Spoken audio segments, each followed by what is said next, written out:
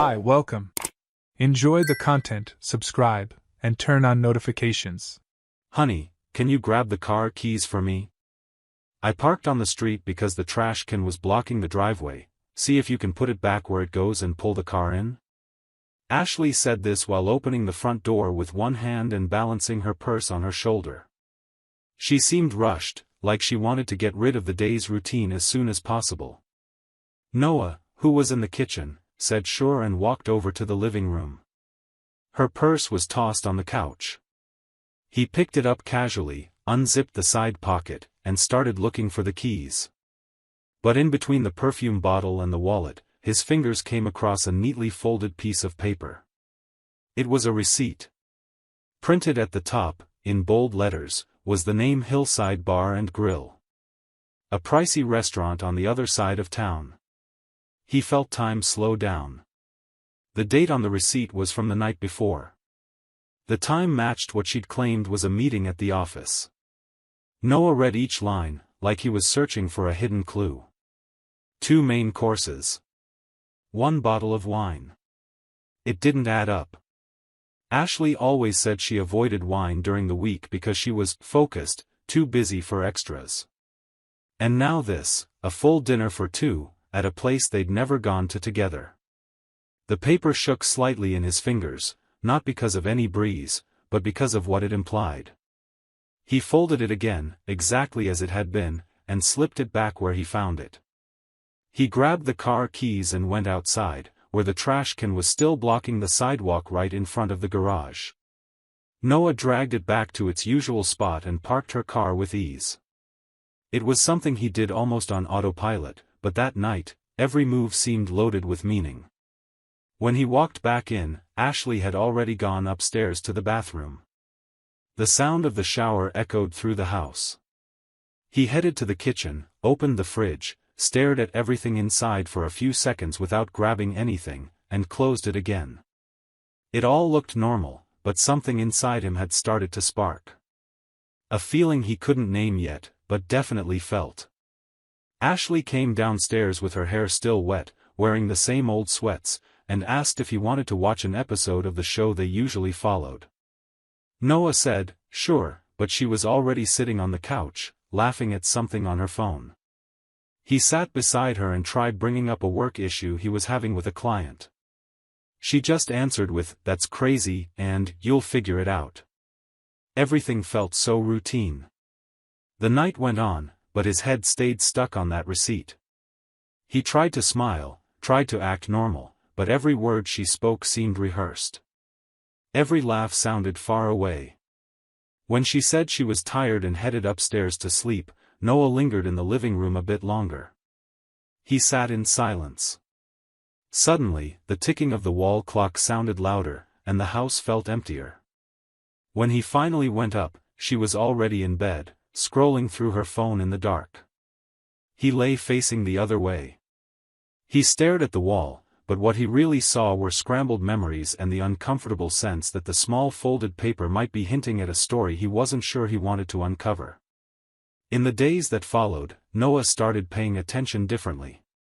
He wasn't just listening to Ashley's words for their meaning, but for her tone, her hesitation, how quickly she tried to end a conversation. Little phrases became red flags. Things that would have seemed normal before now felt staged. She'd say she was worn out from work, but the energy she had in the mornings, new outfits, heavier makeup, a sweet perfume he'd never smelled, didn't match that at all. He pretended not to notice, but he stored each detail like a puzzle piece with no clear picture yet. He began watching her routine with new eyes. She started spending twice as long in front of the mirror on Wednesday mornings. Late office hours got more frequent. She'd respond to texts with her face lit by the phone screen, smiling to herself, always flipping the phone face down when he approached. She said she needed more space, that she was stressed, and that she'd rather skip long talks during the week. She suggested they each do their own thing for a while to clear their heads. Her reasoning sounded too polished, like she'd practiced it. One morning, she rushed out saying she had a meeting off-site. As soon as the gate closed, Noah hurried to the bedroom, opened her drawer, and found the planner she always used religiously. On that day's page, there was just a single red slash. Nothing else. That was odd, she never left a busy day blank. He put it back exactly as he found it and stood there quietly for a moment, surrounded by the scent of her new perfume. That same afternoon, she came home in high spirits, brought takeout, and started telling a funny story about a coworker, calling them he before quickly correcting herself to she. He pretended not to notice.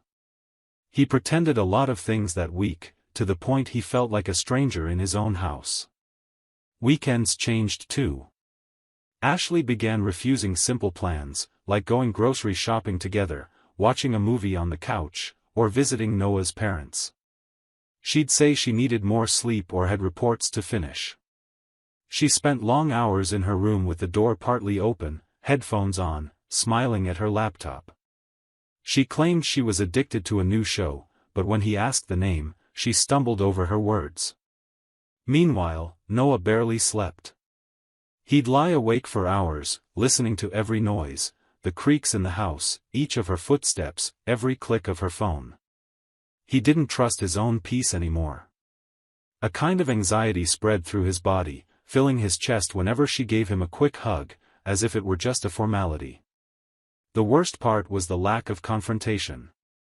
It seemed like she didn't care about keeping their bond alive, just going through the motions with the coldness of someone whose mind was already somewhere else, even if she was still physically there. One day, while she was in the shower, Noah quietly opened her purse and found a bright lipstick he'd never seen her wear at home, along with a pair of long earrings that didn't match her usual style. He sat on the couch for a few seconds, holding them, trying to picture the woman she became when she stepped out of their home. Then he put everything back, stood up, looked out the window, and felt like something was already lost. Something he might not be able to reclaim, even if he wanted to. When Ashley came out of the bathroom, smiling like nothing was wrong, he smiled back, a hollow, almost automatic smile, but one that concealed a silent decision: keep observing, stop asking questions, for now. That night was the breaking point. Noah lay staring at the ceiling until his eyes burned. His mind spun with so many possibilities that for a moment, he wondered if the ground was still underneath him. Those little lies, the empty smiles, the new perfume, laughter that no longer included him, new things that felt like they belonged to another life, one he didn't know. It was as if Ashley was disappearing in front of him, replaced by someone else entirely. The next morning, while she brushed her teeth, he just watched. The way she avoided his gaze in the mirror, the speed of her movements, like spending time with him, weighed her down. She left the house in a hurry, talking about traffic, monthly goals, reports no one else would handle. But to Noah, it all sounded like excuses. That day, his decision was final. He needed answers, real answers, not from her, not the scripted version. That same afternoon, he called his cousin Patrick. They'd grown up together, and despite their different lives, they stayed in touch. Patrick had experience in private security and investigations, having worked with large companies and small personal cases. Noah told him everything directly, describing her behavior, the objects, the forgotten receipt. Patrick listened in silence. All Noah heard was his cousin's heavy breathing on the other end. Finally, he said, "Give me a week." For the next 7 days, Noah lived like a ghost in his own home. He talked with Ashley as usual, answered her comments, helped with chores, washed dishes after dinner, took out the trash. She acted normal, or at least tried to. But her phone habits, how she kept the screen hidden, the subtle tension in her face when he showed up unannounced, everything pointed to a growing gap between them. He hardly slept. When he did, he dreamed of strange voices, blurred scenes, locked doors. He woke up sweaty, throat dry, feeling like he was being pushed out of his own life. Yet there was still a part of him that clung to hope, as dumb as it might seem, hoping it was all just a big misunderstanding. On Friday night, Ashley said she was going out with people from work to celebrate a manager's birthday. Noah just nodded. She wore a black dress he'd never seen, high heels, and a delicate necklace he didn't even know she owned.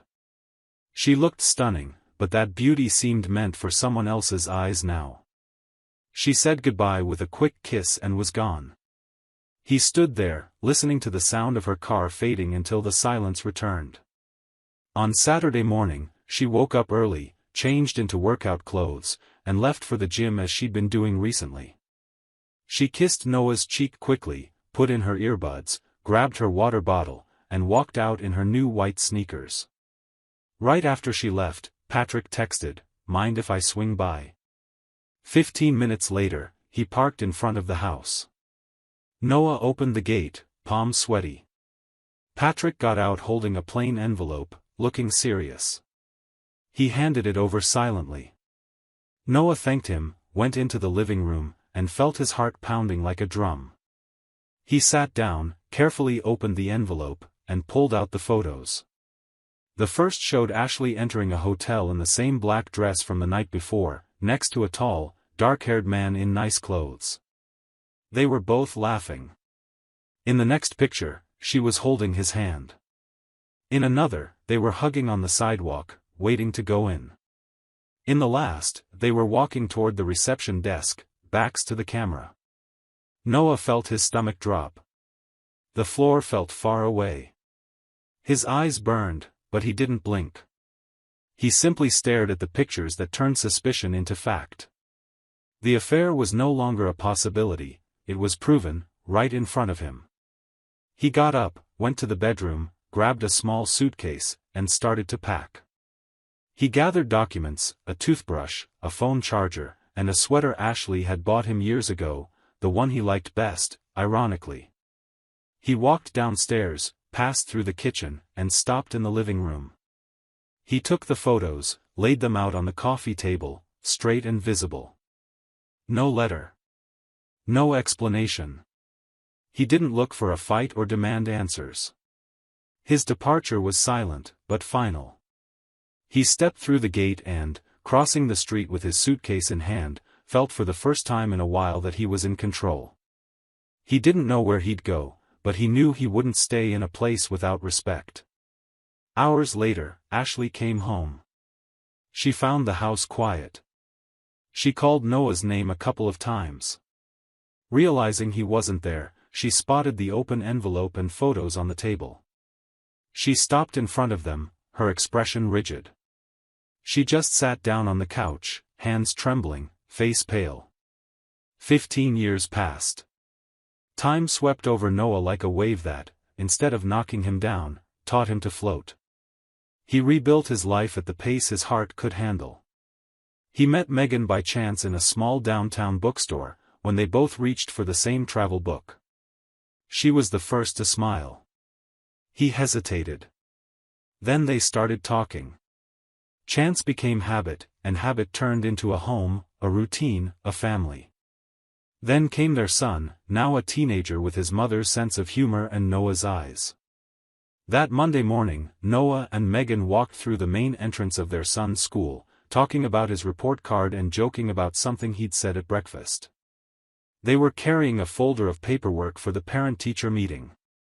Neither expected anything unusual, just another chat with the teachers. When the receptionist led them to the designated room, Noah kept talking, but as soon as he stepped inside, his body reacted before his brain fully processed what he saw. She was there. Ashley. He didn't say her name out loud, but it hit him hard inside. She stood near the central table, posture as straight as always, but her face held lines that hadn't been there before. Her cheeks were paler, her eyes dull, her expression heavy, even though she tried for a polite smile. Her hair was pulled back in a simple style, like she'd traded vanity for the rushed demands of her life, or maybe just tiredness. Noah froze for a second. Megan noticed. One glance was enough to see that this wasn't just any meeting. Ashley didn't speak at first, she simply gestured for them to sit. The room was quiet. The papers on the table were neatly organized, as if she was trying to stay in control of whatever was churning inside. They started discussing his son's school performance, and Ashley used a professional, methodical tone, almost like a script.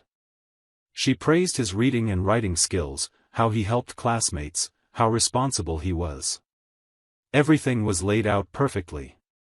But whenever her eyes lifted from the paper or the screen, they went straight to Noah. And when their gazes met, there was a brief pause, something you can't quite define. Maybe a memory, maybe a regret, maybe just the echo of everything left undone. Megan noticed. She didn't show any discomfort, just stayed quiet. She gave that moment the space it needed, like someone who understands that certain old wounds aren't a threat, they're just scars. Ashley wrapped up the meeting by thanking them for being active in their son's education, saying it made a big difference. Her voice trembled for a split second on that final line, as if part of her remembered she'd never been able to say that about herself. After the breakup, Ashley went through a long period of doubt. She kept at her job for a while, but gradually lost the spark that once set her apart. Targets stopped mattering, promotions felt pointless, and any new relationships fizzled out within months. She carried a silent regret, the kind that's heavy without making a sound. With no children and no steady partner, she felt adrift from her own future. That was when she decided to change. She left the corporate world and enrolled in a teacher training program. She'd always had a way with kids and teens, and that gave her a sense of purpose. Teaching became her path back to something more human, more grounded, maybe even the part of herself she'd left behind. The classroom became her safe space. Though her smile never glowed the way it once had, the small victories with her students gave her a reason to keep going. Years passed, and she settled into this new life, but some memories never disappeared, they simply got quieter.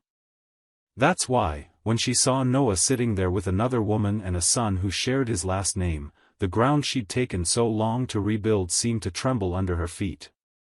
But being there in that room said it all. The look on her face, the cautious way she talked, how she avoided his name, like just saying it could knock down everything she'd built. When Megan thanked her for the meeting, Ashley managed a small nod. Noah just gave a flat, thank you, free of bitterness but loaded with history. On their way out, Noah held the door for Megan and glanced back. Ashley had already sat down, tidying her papers, eyes locked on the table. She didn't look up. She didn't watch them leave. She just kept going, like someone who'd learned the hard way how to live with absence. Walking across the parking lot, Megan stayed silent by Noah's side. Noah's gaze was on the pavement, weighed down by something that wasn't exactly pain, but wasn't relief either. It's that feeling you get when your past and present suddenly collide. He flashed back to that conference room, to meeting Ashley's eyes for that brief instant, the way she seemed scared to even say his name, like it would stir something that had been dormant too long. Megan got in the car first, still not saying anything. Her quiet was the most graceful way to let him know she understood it all without making him spell it out. That was the partner he'd chosen, someone who knew when to talk and also when silence mattered. After he got in and fastened his seatbelt, she simply touched his hand gently and smiled. That was enough. That said everything. For the rest of the day, Noah couldn't shake the image of Ashley in that chair, papers arranged neatly in front of her, eyes avoiding his. Even over dinner at home, he kept thinking about how tired she looked, how hard she was trying to stay professional with the weight of their past still between them. He'd moved on, but a part of him never had a clear view of that ending, until now. Finally, after so many years, it felt like real closure. He remembered the nights he left home with a suitcase, not knowing where to go. The moment he saw those pictures, the sensation of losing himself. It was like all that had happened to a different person. It felt strange to realize he'd gone through it all without becoming bitter. But that choice, to rebuild without revenge or resentment, just to quietly step away, had shaped him into who he was now. That night, after their son went to his room, Megan asked Noah to come sit with her on the couch. No questions, just a gesture of support. He sat down, got comfortable, and finally said, "Today was weird." Megan just nodded, letting him go on. It was like seeing it all again from the outside. I still felt something. I don't know what. She answered gently, straight to the point, you really cared at one time. When we truly care, part of that never leaves. But it doesn't mean we haven't moved on. It just means we lived. Her words echoed in him with a force he couldn't quite describe, because that was exactly it. He'd lived, loved, been betrayed, started over. And now he was here, whole, with a woman who got him, even in silence. Late that night, while the world slept, Noah lay in bed, staring at the ceiling. Megan dozed beside him, breathing calmly. In that quiet moment, he realized that his peace didn't come from never having felt pain, it came from something bigger, the choice to remain on the right side of things, even when he had every excuse not to. Ashley was part of his past now. Not a ghost, but a memory with a face, a voice, tired eyes, living in a time that no longer belonged to him. And maybe that was the greatest victory, being able to look back without wanting to return, without needing every answer, and most importantly, without losing the ability to move forward with a light heart. Thank you for watching the video. If you enjoyed it, don't forget to subscribe to the channel and turn on notifications so you won't miss any updates. See you next time.